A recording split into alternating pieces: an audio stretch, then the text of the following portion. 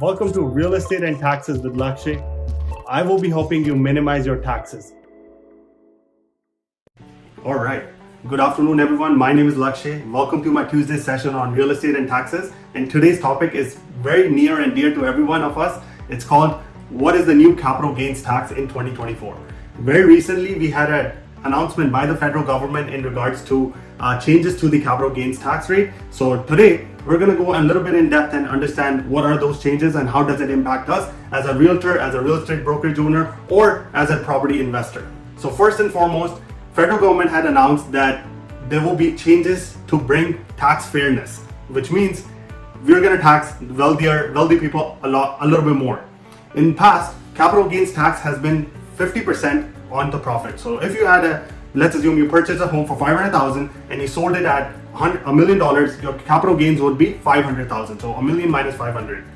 Based on that, only $250,000 would be included in your personal taxes and you'll be taxed on that. So although the total capital gains was $500,000, only 50% of it was taxed at marginal tax rate, whichever one you're in. So for that year, let's assume I had $100,000 income. For that year, my income will become 100 plus 250 and my marginal tax would be 50%. So now, based on the new information, the budget has proposed that now corporations, trusts, individuals would be taxed at a higher rate than before.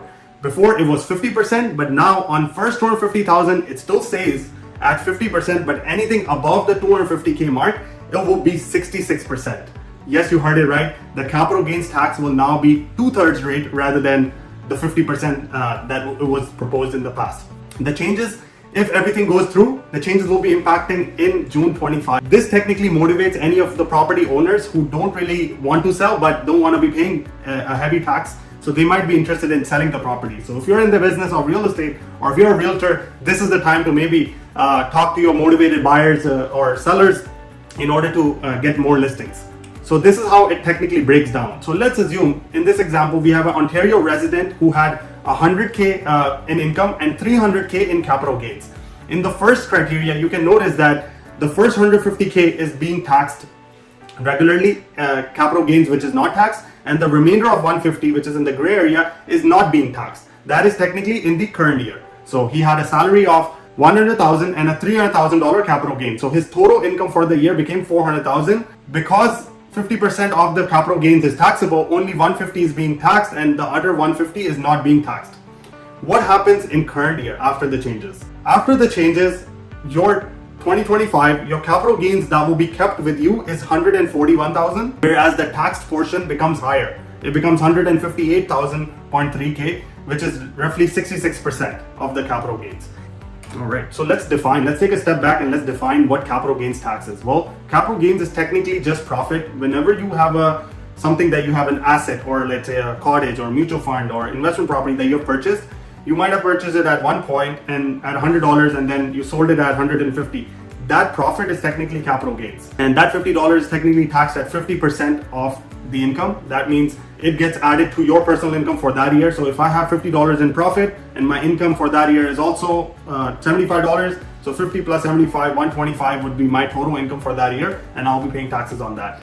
What is the difference between the regular income, which is business income, versus the capital gains income? Well, capital gains is taxed at 50%, and interest income, dividend income, business income, they have their own ratios. Interest income is usually taxed at a very higher rate, and then comes dividend income, and then comes the business income. Business income technically is qualified as anything that you had to use your active resources to earn. So let's assume I am an accountant, I have employees, I have offices.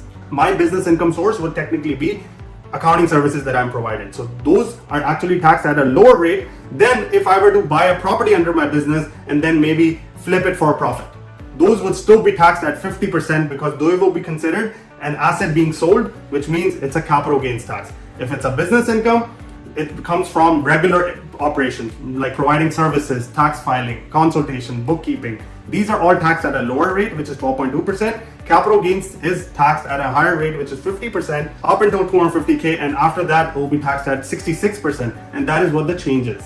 So you must be wondering who is technically impacted the most. Well, startups are being impacted the most. Why do I say that? Because what usually do is whenever you join a startup, they usually give you compensation a base salary, and they also give you stock options. And the stock options are basically based on however much their company is valued at. If the company at that time when you joined is $1 million, and when the time, like maybe in 3-4 years, it's valued at $100 million, you would have given stock options based on $1 million valuation, but at the time of selling, when you exit the company, it might be based on a $100 million valuation, which means you might have to pay a significant amount of capital gains tax. So those are the people, those are the employees that are being impacted the most. Again, the people who have the highest capital gains will be paying higher taxes, but otherwise, the first $250,000 of capital gain is still being taxed at the same rate.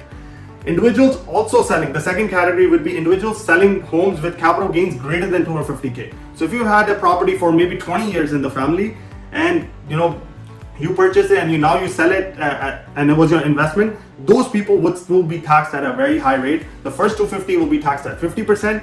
Anything above 250K in capital gains will technically be taxed at 66.66%, so 2/3. So again, anyone who has people who are looking to sell their properties, this would be the time to get it sold, because after the June 2025, you might have to pay higher taxes on higher gains. Well, in conclusion, the Canadian, how have they combated this higher rate? Well, the Canadian government has also said that we'll give you a Canadian entrepreneurs incentive, which is up to $2 million.